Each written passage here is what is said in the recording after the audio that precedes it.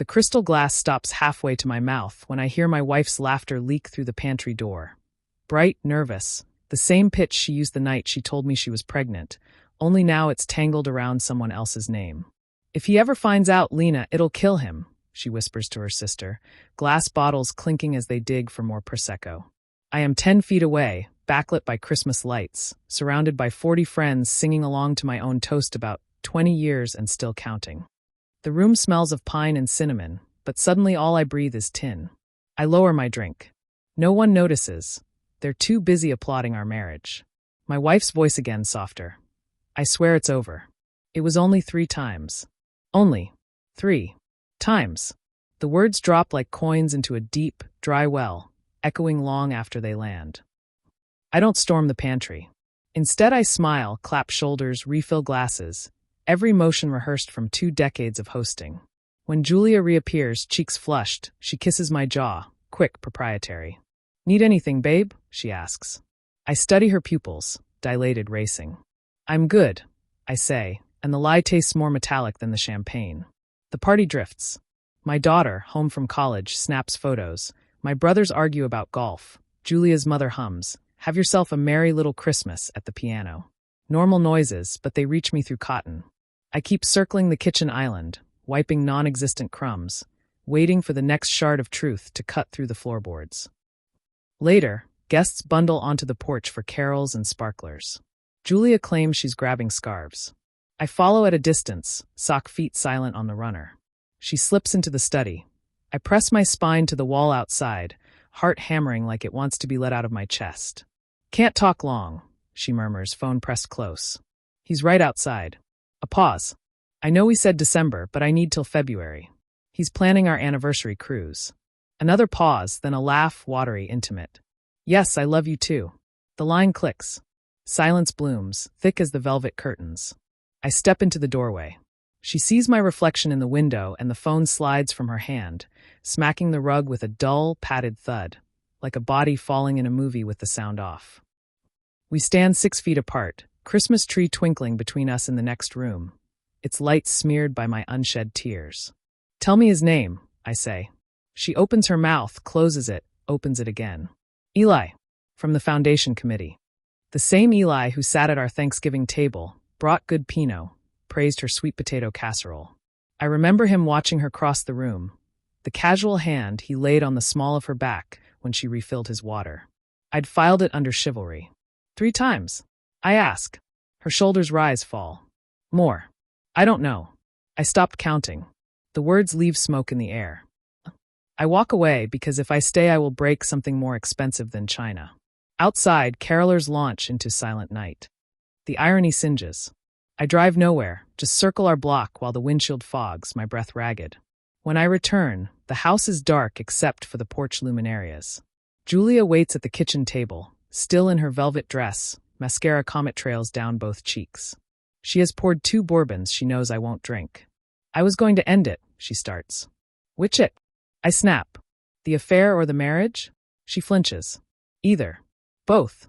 I laugh, a sound like gravel poured into a steel drum. Days pass in suspended animation. We perform Christmas morning. Stockings, cinnamon rolls, the vintage train set looping the tree. Our daughter notices the chill and blames politics.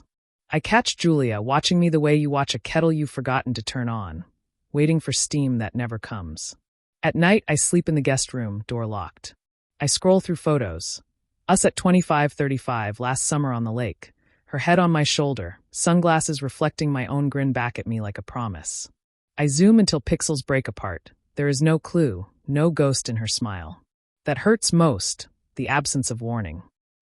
New Year's Eve, she finds me boxing up the attic. I tell myself I'm purging for charity.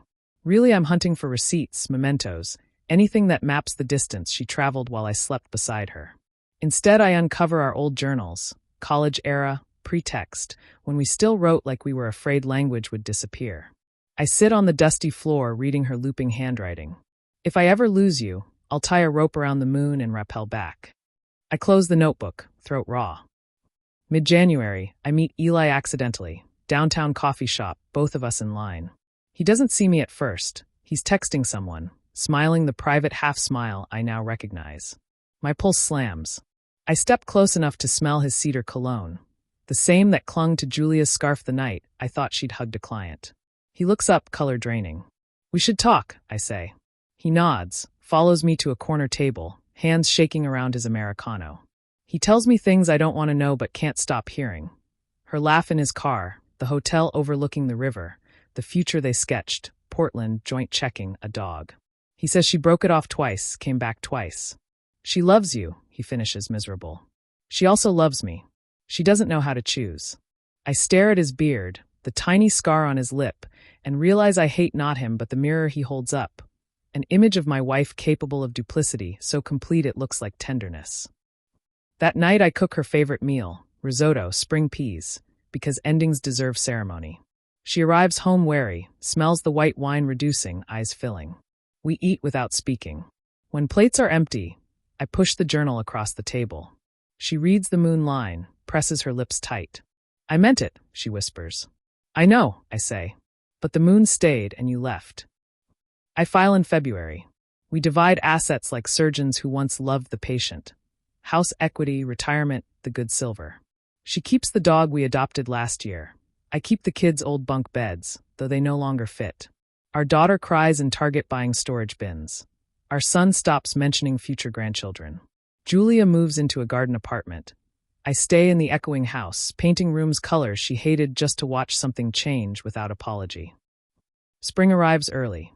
One afternoon she texts. Found more of your shirts. Can I leave them on the porch? I drive over. She meets me at the gate, hair shorter, wearing a dress I don't recognize. We make small talk about rain, the city's new bike lanes. When she hands me the bag, our fingers brush. Static shock snaps between us, small but real. We laugh, reflexive, then stop, stricken. For a second the years collapse, and she is the girl who once bit my shoulder in a thunderstorm, both of us shaking from want. Then the moment folds itself shut. I lift the bag. Take care, I say. She nods, eyes shining. I walk away before either of us can promise anything the season can't keep. Summer night, I grill salmon for one, eat on the back steps. The sky bruises to lavender. Cicadas rev their engines.